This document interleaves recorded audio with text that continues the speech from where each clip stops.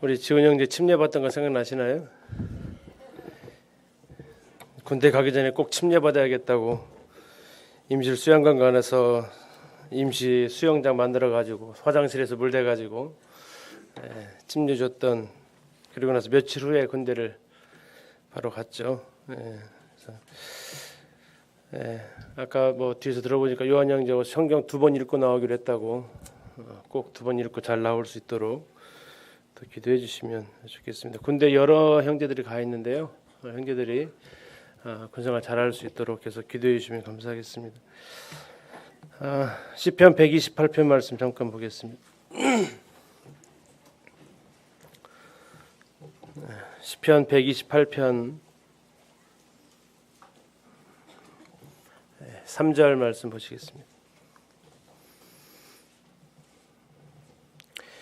같이 한번 읽겠습니다. 시작. 내 집 안방에 있는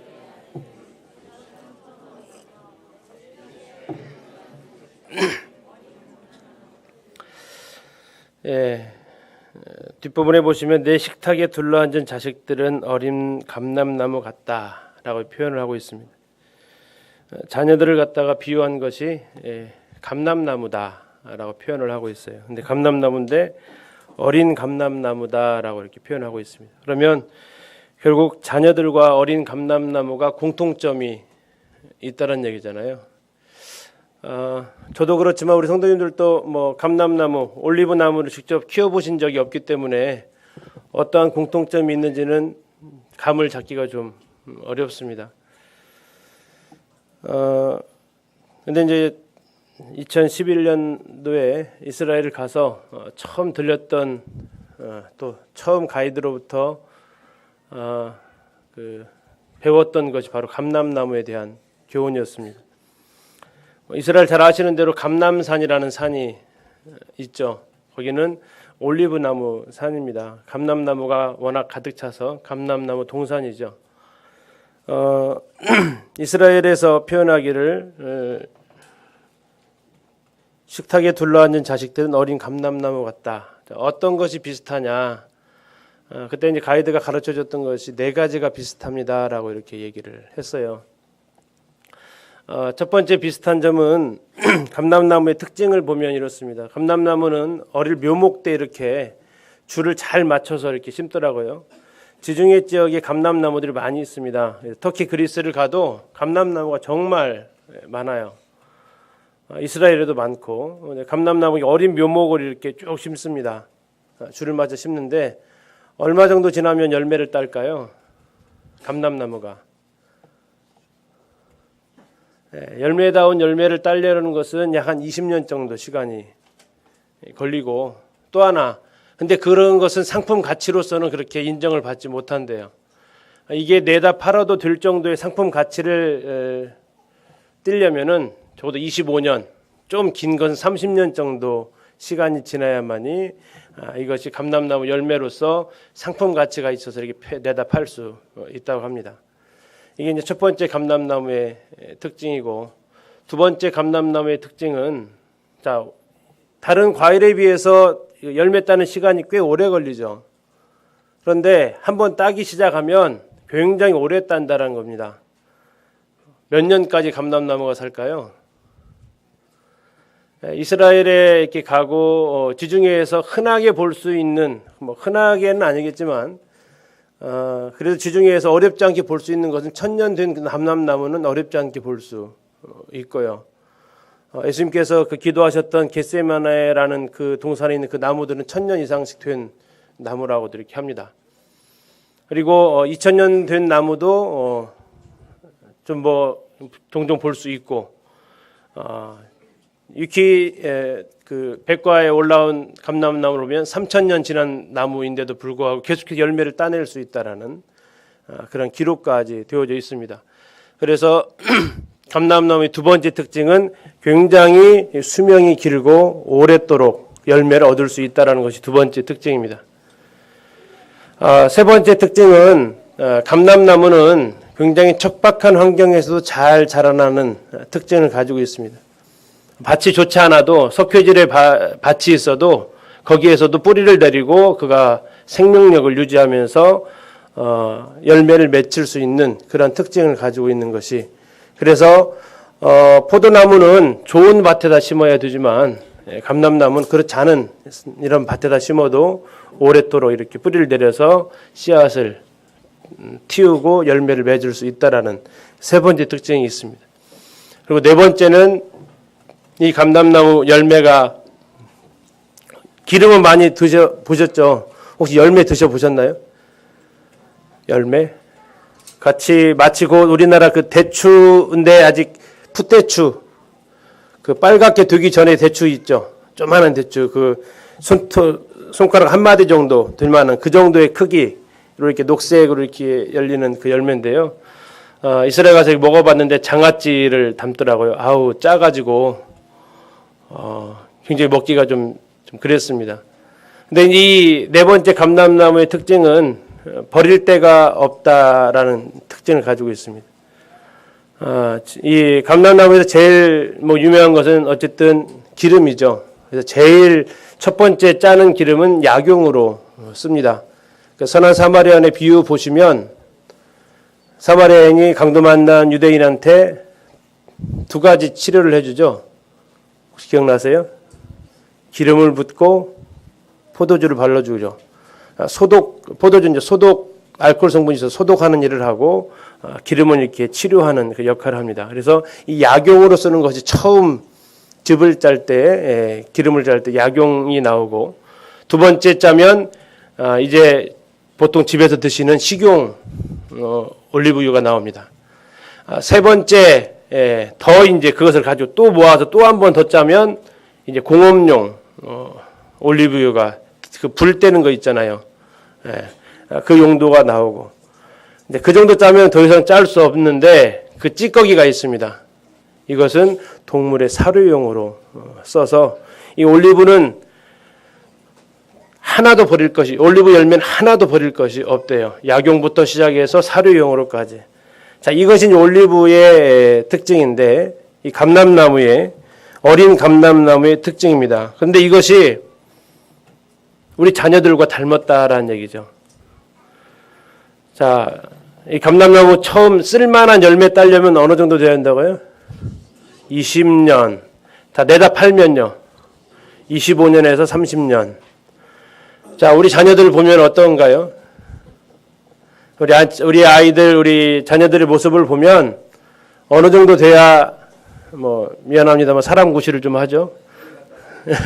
군대 갔다 오고, 한 20여 년, 25년 정도 지나고 해야 자기 앞가림하고, 또 이제는 자기가 아닌 다른 사람을 위해서 봉사하는 삶을 살아갈 수 있는 그런 힘이 그 정도는 돼야 나타나지는 것 같습니다. 이렇게 자녀를 이렇게 키우면서 느껴지는 것은, 언제나 커서 그런 생각을 이렇게 하게 되는데, 이 감람나무의 특징처럼 우리 아이들은 시간이 좀 필요하다라는 거죠. 시간이 필요한 가운데서 필요한 것이 기다림인 것 같습니다. 생각보다 빨리 안 크잖아요. 몸은 빨리 컸는데 그 마음이 빨리빨리 크지 않죠. 그러나 그것이 어쩌면 참 당연하다. 생각해 보면 저도 그랬거든요. 개구리 올챙이적 시절 생각 못 한다고 저도 부모님한테는 한때 그런 자식이었단 말이죠. 그런데 우리 아이들도 그렇다. 우리 청년들을 보시면 실수 많고 연약한 점 많고 때로 참 칭찬받을 만한, 아까 말씀드린 한 20년 정도 되면 그래도 열매를 따긴 따거든요. 근데 이것은 우리끼리 먹을 수 있는 열매지 내다 팔 정도 열매는 아니래요. 우리 청년들 또 우리 학생들의 생활 모습에서 그런 모습들, 기특한 모습들이 보이곤 합니다. 그러나 이런 모습들이 더 시간이 좀 더 지나가게 되면 이제 더 아름다운 열매를 맺게 될 것을 또 기대하게 됩니다. 좀 힘드셔도 기다리는 게 필요하다 싶어요. 어느덧 이제 형제들 군대 갈 때쯤 되는 나이를 보면 남일 같지가 이제 않습니다. 어느덧 큰애가 고등학교 1학년이다 보니까 한 3, 4년 후면 저도 이제 아마 신병교육 때 따라가 있지 않을까 싶어요. 한참 먼 이야기인 줄 알았는데 그렇게 멀리 있지 않는 것 같아요. 그래서 아무튼 이런 시간들 또 이렇게 언제 크나 했는데 벌써 커서 군대를 갈 것을 생각하는 그런 나이가 돼가는 모습들을 좀 보면서 우리 아이들 좀 기다려주는 게 필요하고 인내해주는 게 필요하다 싶습니다. 두 번째는 우리 아이들이 단기간에 승부를 보는 게 아니라 오래도록 1000년, 2000년, 3000년 아니 우리 자녀들은 영원을 보고 자라가는 아이입니다. 그래서 단시간에 우리가 원하는 열매가 나타나지 않더라도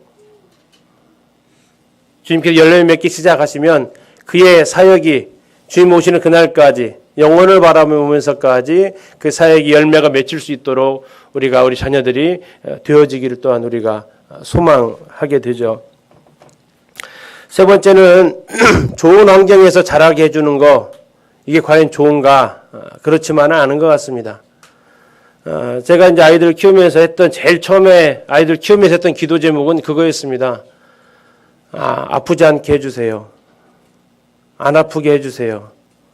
근데 어느 순간 기도해 봤더니 그 기도는 단 한 번도 이루어지질 않더라고요. 제가 5을 키워봤지만 안 아프고 큰 애는 단 하나도 없더라고요. 이루어지지 않을 기도, 아니 이루어질 수 없는, 아니 이루어져서는 안 되는 기도를 제가 하고 있었습니다. 필요한 것은 안 아픈 게 아니라 뭐가 필요하죠? 아픔을 이겨낼 수 있는 힘이 필요한 거죠. 그래서 그 뒤로 이제 기도 제목을 바꿨던 거예요. 아픔을 이겨낼 수 있는 힘을 달라고, 어려움을 이겨낼 수 있는 힘을 달라고 기도를 바꾸게 되었습니다. 좋은 땅에서 자라게 되면 흔히 말하는 면역력이 없어지죠. 하우스 안에, 온실 안에 큰 것들은 밖으로 바람 맞고 비 맞으면 금방 어려워집니다.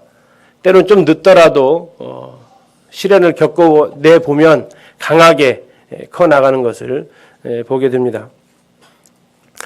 교육학교를 하면서 다음 세대를 준비하면서 느끼는 것 중에 하나가 여러 가지가 있는데 그 중에 하나는 저희 이제 교사들 세대들 또 부모 세대들이 이런 고민을 좀 많이 했어요. 저희들이 어린이 캠프를 늘 하면서 우리 때는 늘 이 캠프장 얻으러 다니는 게 너무 힘들다. 그리고 우리 자녀들 때에는 제발 캠프장을 좀 준비해줘서 우리 다음 세대가 이 캠프장 때문에 고민 좀 안 했으면 좋겠다. 라는 그러한 생각들, 교재들을 좀 많이 했었습니다. 근데 어느덧 그런 부분들을 좀 생각을 좀 하면서, 생각이 되어졌던 것이 과연 그게 정답인가 하는 싶은 생각이 좀 들었어요. 마치 뭐와 비슷하냐면, 저희가 시골에 살았습니다.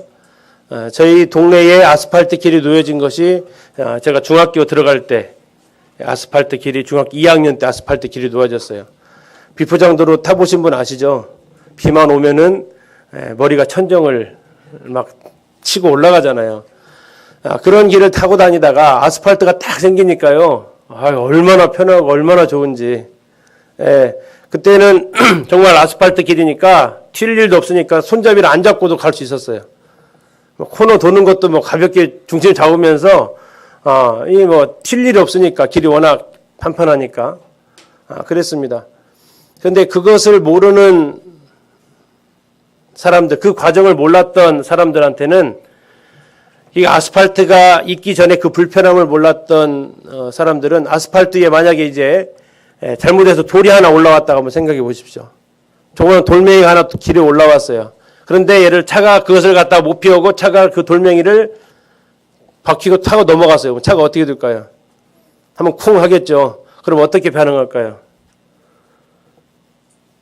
감사할까요? 아니면 불평할까요? 이 비포장 돌릴 때는 전혀 그런 게 불평으로 작용하지 않았던 것이 이제 편안한 삶으로 이게 쭉 이어지게 됐을 때는 그런 작은 것 하나가 이제는 불평거리가 되어져 있는 이런 모습들을 경험을 하게 돼요. 우리 1세대 부모들이 정말 믿음의 터전을 놓기까지는 아스팔트 놓는 것처럼 땅을 파고 땅을 골라내고 바위돌을 캐내고 그 위에다가 이제 아스팔트를 깔아야 했다면 우리 다음 세대는 그 아스팔트 위를 지나가게 되는 거죠. 그런 부모들의 수고가 있었기 때문에. 그러나 우리 다음 세대가 그런 아스팔트 길을 늘 지나가는 세대가 아니라 자기들이 아스팔트 길을 타고 가봤다면 어딘가 길이 포장되어지지 않은 길들이 있을 거란 말이죠. 그럼 그쪽에 대한 책임감을 가지고 그쪽에 도로를 내려고 하는 그런 마음. 너희들은 아스팔트 위에서 생활하라가 아니라 너희들은 이 부모들이 이 아스팔트를 놓아서 너희들이 편안하게 다닐 수 있었던 것처럼 너희는 누군가 불편하고 있는 저 닦여지지 않은 길을 너희들도 닦아야 된다라는, 그래서 여호수아와 사사기를 이어지는 말씀 중에 다음 세대와 다른 세대가 등장합니다. 그 두 세대의 특징이 뭐냐면 여호와를 알지 못했고 여호와께서 이스라엘을 위하여 행하신 일도 알지 못했던 세대라고 표현하고 있어요. 하나님 안에서 신앙의 영적인 싸움을 싸워보지 않은 세대, 하나님의 살아계심을 경험해볼 기회를 잃어버린 세대, 그것은 그들에게 복이 아니라, 그것은 부모들이 자녀들에게 유산을 물려준 것이 아니라 어쩌면 그것은 자녀들을 함정에 빠뜨리는 길일 수도 있겠다 싶은 생각입니다. 정말 부모들이 해줘야 될 수 있는 것은 편안하고 안락하고 안정된 환경이 아니라 부모들에 의해서 제공되어진 그 환경 위에서 다른 길이 놓여지지 않은 길을 바라볼 수 있고, 1세대가 예배당을 준비했다면 2세대는 교육관을 준비하고 그 다음 세대는 캠프장을 준비해 나가면서 무엇인가 하나님께서 그 일들을 이루어 가실 수 있도록 그들에게 하나님을 경험할 수 있도록 해주는 것이 필요하지 않겠는가. 이 감람나무의 특징은 무엇인가요? 척박한 환경에서 자랄 수 있다는 겁니다. 좋은 환경이 아니라 척박한 환경에서. 예수님께서 지난 주일에 누가복음 13장 6절 이후에 보면 이런 말씀을 나오고 있습니다. 포도나무 밭에 심겨진 무화과나무, 열매를 맺지 못했습니다. 3년간에 걸쳐서. 그래서 주인이 뭐 해버리자고 하죠? 저 베어버리자. 그때 거수원지기가 얘기하죠. 1년만 참아주십시오. 1년만 다시 기회를 주셔서 열매 맺지 않으면 그때 베었으면 되지 않겠습니까? 해서 1년을 유예시킵니다. 생각해 보셨나요? 포도나무 밭에 심겨진 무화과나무. 무화과나무도 척박한 환경에서 클 수 있는 나무예요. 환경이 좋지 않은 가운데도 자랄 수 있는 나무의 특징을 가지고 있다고요. 그래서 광야에서도 무화과나무를 볼 수가 있어요. 그런데 그것이 아주 좋은 환경 가운데 심겨져 있는 포도나무 밭이거든요. 포도나무는요, 좋은 밭이에요. 근데 그곳에다 옮겨 심어놨어요. 여건이 다 되어져 있다고요. 열매 맺을 수 있는 조건이 다 갖춰져 있어요. 그런데 3년간 아무 열매를 맺지 않아요. 그러면 그것은 예수님께서 말씀하시는 거죠. 회개하지 않으면 망한다고. 그래서 우리 세대가, 우리 다음 세대가, 우리 자녀들의 세대가 신앙생활하기 좋고 또 편하고 안락한 그러한 것이 아니라 정말 척박한 땅에서도 뿌리를 내릴 수 있는 그 생명력을 가질 수 있는 세대, 부모가 다 해놓은 곳에서 그것을 누리며 사는 세대가 아니라 부모가 해놓은 그 섬김을 보면서 자기도 다른 방향으로 섬기러 나갈 수 있는 그런 세대, 이게 바로 다른 세대가 아닌 다음 세대가 되지 않을까 생각해 봅니다. 그리고 네 번째로 이 감람나무 열매의 특징은 버릴 것이 없다라는 거죠. 버릴 게 없다. 우리 자녀들의 모습 가운데에서 교회에서의 모습과 다음에 가정에서의 모습, 학교에서의 모습, 사회생활하면서의 모습, 버릴 게 없어야겠죠. 그건 동일하게 우리의 모습이어야 하지 않겠습니까? 교회에서의 모습은 쓸만한데 밖에 나가면 쓸만한 게 없어. 이것은 맞지가 않은 모습이죠. 아까 우리 청년들 얘기하면서 축구할 때의 모습하고 교회 안에서 찬양할 때 모습이 같을까요? 다를까요? 어떠시죠? 다르겠죠. 근데 달라서는 안 된다는 얘기죠. 교회 안에 찬양할 때는 그리스도인이고 축구할 때는 세상 사람이 되면 이건 뭔가 좀 이상한 거죠. 그리스도인은 어디 가서나 그리스도인이고 우리는 어디 가서나 버릴 것이 없는 사람이 되어야겠죠. 우리가 예배당에서는 찬양하는데 일반 다른 사람 만나서 세상의 노래를 부른다. 이것도 우리가 지금 뭔가 지금 잘못 되어지고 가고 있는 부분이겠죠. 중요한 것은 우리는 어디에서든 동일한 모습으로 나타나져야 이게 감람나무의 특징인 처음 기름을 짜거나 이제 마지막 찢기까지도 버릴 것이 없는 우리의 모든 전 생애가 그러한 쓰임 받을 수 있는 모습으로 드러날 수 있기를 기대하게 됩니다. 128편 3절에 있는 내 식탁에 둘러앉은 자식들은 어린 감람나무 같으리로다. 예, 부모들에게 필요한 것이 기다림입니다. 기다림. 예, 인내가 많이 필요한 부분 같습니다. 두 번째는 우리 자녀들이 영원토록 영생을 바라보면서 영원한 세상을 바라보면서 그들이 살아갈 수 있는 짧은 시간이 아니라 1000년, 2000년 우리 자녀들은 영원까지 바라보면서 열매 맺을 수 있는 그러한 자녀. 그리고 세 번째로 척박한 환경이지만 그 가운데에서도 뿌리를 내리고 아프지 않은 게 아니라 아픔을 이겨낼 수 있는 힘을 가진 아이로 어려운 편한 환경이 아니라 어려움을 이겨낼 수 있는 모습으로 그리고 네 번째 어디에서나 누구 앞에서나 언제나 정말 버릴 것이 하나도 없는 그 모습으로 나타나지기를 우리가 함께 기도하게 됩니다. 올 한 해 참 밖으로 많이 이렇게 다니게 되었습니다. 밖으로 이렇게 다녔는데요. 동쪽으로는 강릉까지, 서쪽으로는 인천으로, 밑으로는 울산으로, 그리고 이번 주에는 이제 대구로 이렇게 또 가게 됩니다. 부르시는 이유는 거의 같아요. 다음 세대를 위한 준비입니다. 다음 세대를 어떻게 준비해 나갈 것인가에 대해서 굉장히 이제 현실적인 문제가 되어버렸고 거기에 대해서 같이 이렇게 고민하기 위한 이런 시간들을 교회들에서 이렇게 마련을 하시면서 이렇게 때로는 우리 청년들하고 또 우리 교사들하고 같이 또 때로는 저 혼자 이렇게 갈 일이 이렇게 생겼습니다. 하나님께서 우리 기린노교회 많은 청년들, 학생들을 보내주셔서 참 감사가 됩니다. 그들의 모습이 당장은 우리들의 부모님들의 어른들의 눈에 차지 않을 거예요. 뭐가 필요하다고요? 시간이 필요합니다. 시간이 좀 필요하고요. 또 그런 가운데서 관심을 가지고 이렇게 봐주시는 것이 또 필요한 부분 같습니다. 이렇게 다녀보면서 느껴지는 부분은 그렇습니다. 이 다음 세대가 준비되어지지 않으면 그것은 시간 문제다. 그 교회는. 이번에 강원도에 4번을 갔다 왔습니다. 1월달, 4월달, 7월달, 11월달 이렇게 다녀왔는데 강원도의 교회가 11개 교회가 있어요. 11개 교회인데 강원도에 크다 하는 3개 교회, 강릉과 원주와 춘천 이 세 지역을 빼놓고는 성도들이 굉장히 적습니다. 10명 내외인 교회도 있고 교회 학교가 없는 교회도 꽤 됩니다. 11개 교회에서 이렇게 교사들이 모여서 이렇게 하는데 50명 넘어가기가 굉장히 어렵습니다. 그만큼 어려운 환경 가운데 있는 모습들을 보면서 그러나 그 가운데에서 다음 세대를 준비해야겠다라는 그런 소원함을 가지고 계시고 그런 일에 나오시는 이런 교사들을 보게 되었습니다. 그리고 인천 지역도 동일하고요.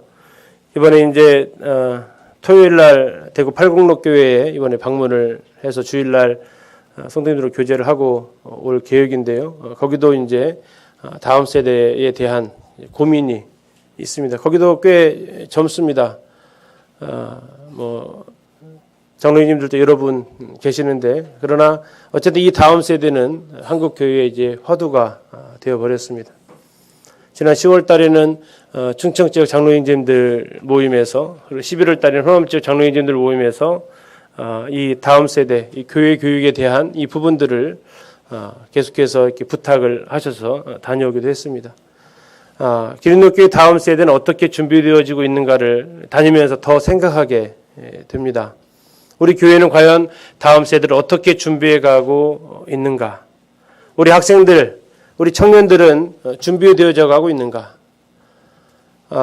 우리는 어떻게 준비해 가야 할 것인가에 대해서 이렇게 부르셔서 가지만 굉장히 저도 이것을 풀고 간 부분이 아니라 계속해서 숙제를 안고 있는 부분이기 때문에 그렇습니다. 우리 기린노 교회가 여러 부분으로 다음 세대를 위해서 배려를 해주셨고 또 후원을 해주셨습니다. 제가 늘 가서 이제 자랑하는 것 중에 하나가 저희 교회는 교회적으로 이 다음 세대를 준비합니다라고 말씀을 드립니다. 장로님들이 제가 주일학교 할 때부터 이 부분에 대해서 아주 헌신적으로 지원을 해주셨고 집사님들도 교회학교와 관련된 이 비용 소모하는 데 있어서는 제 기억으로 딱 한 번 지원을 못 해주셨어요. 딱 한 번. 제가 15년 넘게 교회학교를 하면서 기억하는 이유는 딱 한 번이기 때문에 기억을 하고 있어요. 그때 왜 지원을 못 해주셨냐면 재정이 마이너스를 가지고 계셔서 지금도 제 기억 속에 선합니다. 이게 본인이 앉아 계시도 한데 서영재님이 12월 연말에 교사들 회식 좀 회하게 좀 지원 좀 해주십시오 이렇게 부탁을 드렸는데 제가 요청한 금액에 반절을 주셨어요. 그러면서 되게 미안해 하시는 거 있죠. 받는 사람이 더 미안해 할 정도로 굉장히 미안하면서 이번에 요구한 대로 다 못 줘서 미안하다고. 근데 이제 그 받으면서 굉장히 제가 또 미안한 그런 마음이 들 정도로 이렇게 미안함을 표현하시면서 줬던 기억이 지금도 생생하게 이렇게 있습니다. 그 이후에 단 한 번도 안 된다라는 말씀 없이 재정적으로 지원을 해주셨기 때문에 교회학교 이렇게 올 수 있었고요. 또 우리 여기 많은 자매님들 계시는데 얼마나 수고 많으십니까? 교사쌤이나 생겨가지고 거의 한 달에 한 번씩 토요일 날 100명 가까운 사람들 밥 해 먹이시라고 얼마나 애쓰고 계시는지 참 그 수고에 다시 한번 감사를 또한 드립니다. 전북지역 강습회가 43일까지 있었죠. 요 근래야 이렇게 옹골 송천도 가고 남원도 가고 이렇게 돌아다니면서 했지만 초창기에는 어땠습니까? 1회 기린노, 2회 기린노, 3회 기린노, 4회 또 기린노. 거의 3분의 1 이상 반절 가까운 수를 저희 교회에서 이렇게 할 수 있었던 것이 바로 그런 자매님들이 식사로 섬겨주시고 하셨기 때문에 또한 가능한 부분이 아닌가 싶습니다. 이런 전 교회적인 지원과 협력 가운데서 지금 우리가 보고 있는 우리 청년들 가끔 저희 가서 얘기하면 수요일 날 중고등학생들이 나오고 있습니다 그러면 다른 교회들이 놀라는 거죠. 우리 교회는 주일날만 그것도 예배만 드리고 가기 바쁜데 학생들 오후에 남아서 2부 순서 하고 있다 그러면은 한번 더 놀래죠.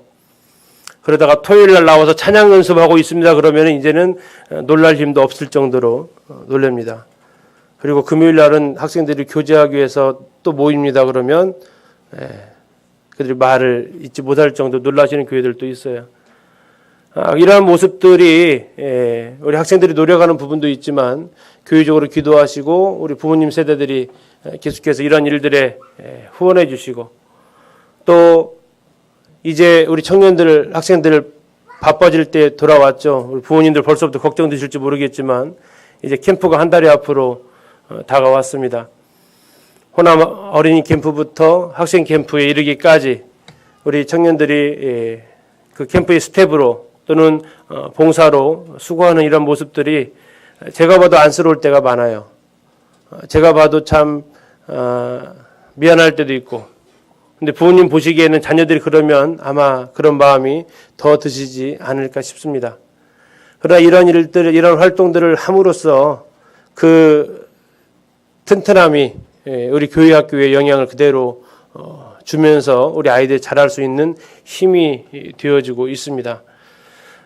왜 이렇게 늦었냐 이렇게 생각이 드시기도 하겠지만 늦게까지 했었다라고 한마디 이렇게 조금 바꿔서 해주시면 그리고 왜 이렇게 늦었냐는 그 책임 맡은 사람들한테 좀 일찍 보내주면 좋겠다라고 하시면 거기 좀 늦게 들어간 우리 형제 자매들이 자기들이 그런 결정권이 있었겠습니까? 앞에서 일하는 분들이 조금 부족하니까 좀 더 하다 보니까 그러한 일들을 좀 어려움을 줄 수도 있지 않을까 싶습니다. 그런 부분에서 이제 정해진 시간 안에 또 맞출 수 있도록 최선을 다해서 이렇게 또 하려고도 하고요.